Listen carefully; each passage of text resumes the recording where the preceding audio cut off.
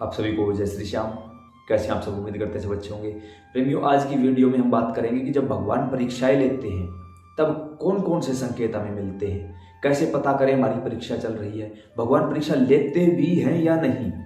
सारी जानकारी एक वीडियो में बताऊंगा। यहाँ आपको सबसे पहले एक छोटी सी कथा सुनाना चाहता हूँ, ध्यानपूर्वक सुनिएगा और फिर उस कथा को सुनकर खुद निष्कर्ष निकालिएगा कि क्या भगवान परीक्षा लेते हैं, क्या हमारी परीक्षा चल रही है तो कितनी परीक्षा चलेगी और बाद में क्या फल मिलेगा, एक ही वीडियो के माध्यम से। एक बार भगवान श्री कृष्ण और देवर्षि नारद को कहीं ना कहीं मन में थोड़ा सा अभिमान था कि मुझसे श्रेष्ठ इनका कोई भक्त नहीं हो सकता।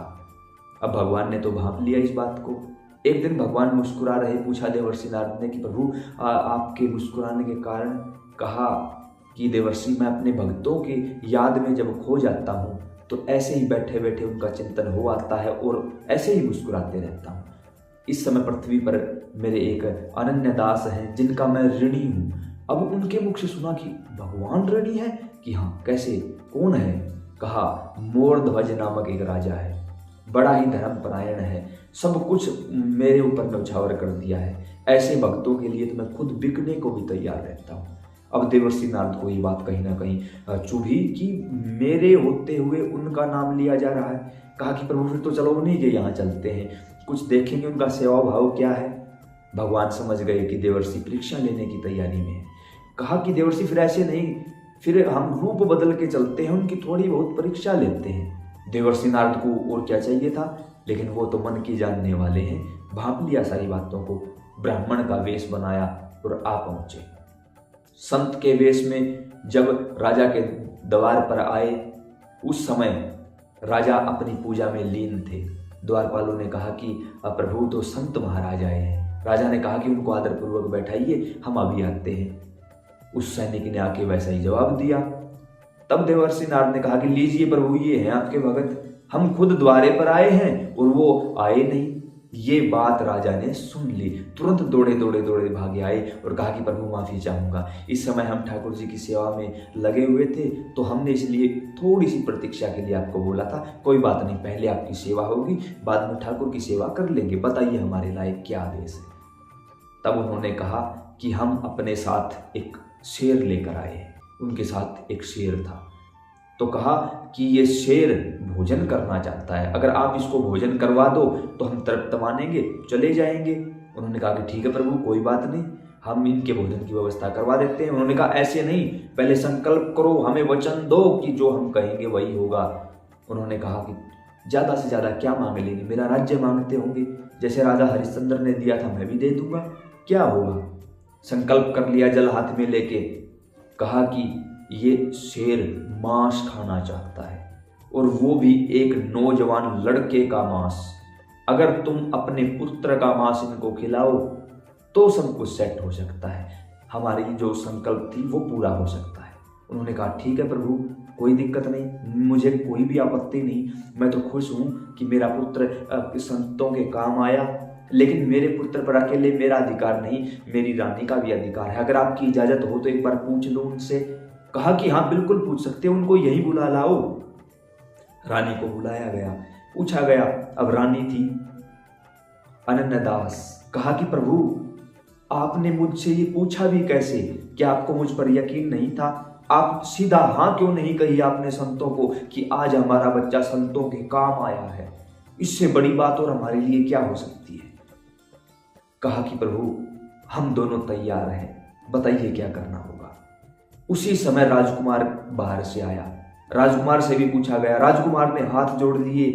कहा कि प्रभु इससे उत्तम मेरे लिए कुछ नहीं हो सकता, मैं संतों के काम आया। ये राजा मोरध्वज की जो पूजा पद्धति थी उसका ही परिणाम है कि रानी भी तैयार है, बच्चा भी तैयार है और राजा उन दोनों से पहले तैयार है।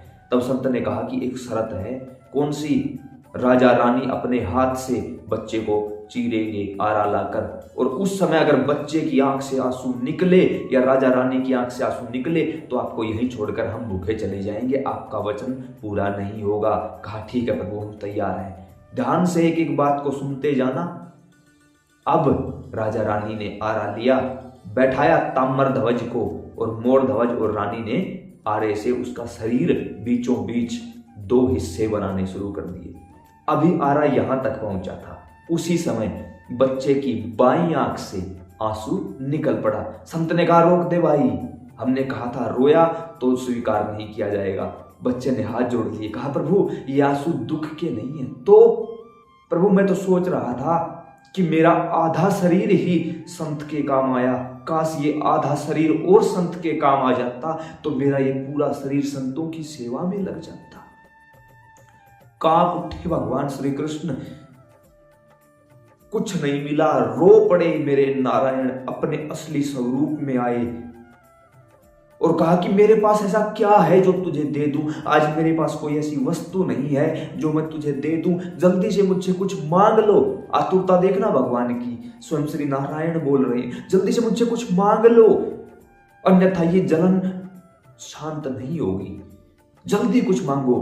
कहा कि प्रभु साक्षात आप खड़े हैं, अब भी कुछ मांगे क्या? अब भी आपके सामने हमें कुछ मांगने की जरूरत है? कहा नहीं, मेरी खुशी के लिए कुछ मांगो। मेरी खुशी? कौन कौन कह रहा है? स्वयं नारायण कह रहे, मेरी खुशी के लिए कुछ मांगो। ताम्रध्वज ने हाथ जोड़ लिए, कहा प्रभु अगर आप देना ही चाहते हैं तो एक वचन दीजिए कि आप कलयुग में कभी किसी की परीक्षा नहीं लोगे, क्योंकि हो सकता है कोई परीक्षा देने के लायक ही ना हो। भगवान ने कहा कि ताम्रध्वज आज हम वचन देते हैं कि हम कलयुग में किसी की परीक्षा नहीं लेंगे, किसी की भी परीक्षा। उस दिन भगवान ने वचन दिया था, और अगर आज आपको लग रहा है कि आपकी परीक्षा चल रही है तो या तो आप झूठ बोल रहे हो या भगवान का दिया हुआ वचन झूठा है। भगवान का अपने भक्त को दिया गया वचन झूठा नहीं हो सकता। आप और मैं झूठ बोलते हैं कि परीक्षा चल रही है, कभी भी भगवान परीक्षा नहीं लेते। दूसरी बात, परीक्षा वो लेता है जिसे पता ना हो, वो जानता है मेरी औलाद कितनी निकम्मी नकारा है, उसको जरूरत नहीं है परीक्षा लेने की, और जिस दिन वो परीक्षा लेने पर आ जाएगा उस दिन हम परीक्षा में पास भी नहीं हो सकते। तो ये जो बोलते हैं ना कितनी परीक्षा लिख दी, कितनी परीक्षा लोगे, परीक्षा चल रही, सब झूठ बोल रहे हैं मेरे भाई, सब झूठ बोल रहे हैं। स्वयं श्री नारायण ने कहा है कि ताम्रध्वज आज अभी इसी समय के बाद मैं कभी किसी की परीक्षा नहीं लूंगा। तो उसके बाद नारायण के वचन अपने भक्तों के लिए झूठे नहीं हो सकते भाई, क्योंकि नारायण ने कहा है कि मैं अपने भक्तों के लिए जो 24 घंटे लक्ष्मी मेरे पैरों में सेवा करती है मैं उसको छोड़ सकता हूं। अपने मन मंदिर में हर समय मैं त्रिभुवनपति भगवान शिव का ध्यान करता हूं, मैं उस नाम को भी छोड़ सकता हूं। मैं अपने वैकुंठ में को छोड़ सकता हूं, मैं अपने शेष नाग को छोड़ सकता हूं, लेकिन एक क्षण के लिए भी मैं अपने भक्तों को नहीं छोड़ सकता।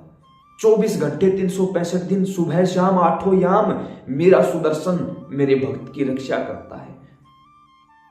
और यहां हम बोल देते हैं भगवान नाराज हो गए, भगवान परीक्षा ले रहे हैं। ना भाई, नारायण ने उस दिन के बाद किसी की परीक्षा नहीं ली और भविष्य में कभी ना ही लेंगे। तो कोई भी देवी देवता आपकी परीक्षा नहीं ले रहा, फिर आपका क्या कारण है? सब कुछ आपका मनोरथ विफल क्यों हो रहा है? आप दुखी क्यों हो? क्योंकि आपने गंदे कर्म कर रखे हैं। शादी से पहले हजारों जगह हमारे अफेयर चल रहे हैं, शादी के बाद यही सब कुछ चल रहा है। माँ बाप बच्चों से छुपा रहे हैं, बच्चे माँ बाप से छुपा रहे हैं, पति पत्नी एक दूसरे से छुपे फिरते हैं, भ्रूण हत्या जैसे पाप अपराध कर रखे हैं। मिनट मिनट में झूठ बोलना, जुबान से गाली देना, दूसरे को गंदी नजर से देखना, गली में कुत्ता खड़ा है उसको मारना, किसी आवारा पशु को मारना, हजारों प्रकार की गंदी गंदी चीजें खाना, मांस मदिरा का सेवन करना। एक दिन मंगलवार को छोड़ दिया, नहीं आज मंगलवार है, तुमने तो एक दिन छोड़ दिया, लेकिन मेरा श्याम तुझे एक सेकंड के लिए भी नहीं बख्शेगा। सब कुछ मिलेगा, भगवान दंड नहीं देंगे, लेकिन भगवान की जो प्रकृति है, जो माया है, जो 24 घंटे सेवा में रहती है, वो दंड अवश्य देगी। इस समय आप दुखी हो तो अपने खुद के कर्मों के कारण, और इस दुख को कोई दूर नहीं कर सकता, भोगने पड़ेंगे।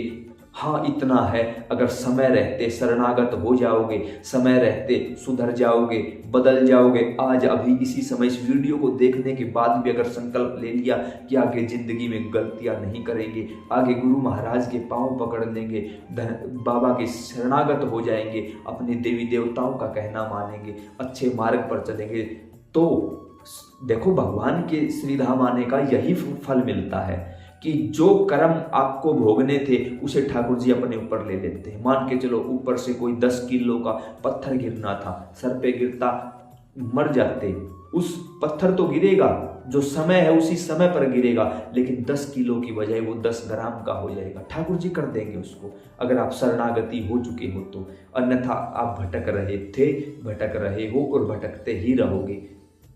तो उम्मीद करता हूँ इस छोटी सी कथा के माध्यम से बहुत कुछ आपको समझ में आया होगा। अब अगर अपने आप को भगवान का सच्चा प्रेमी मानते हो तो इस वीडियो को सभी को दिखाओ। आज देखता हूँ कि कितने प्रेमी अपने आप को बाबा का सेवक समझते हैं। सेवक नहीं मानते, मुझसे छुप जाओगे, इससे नहीं छुप सकते। आगे आपको जैसा ठीक लगे। जय श्री श्याम।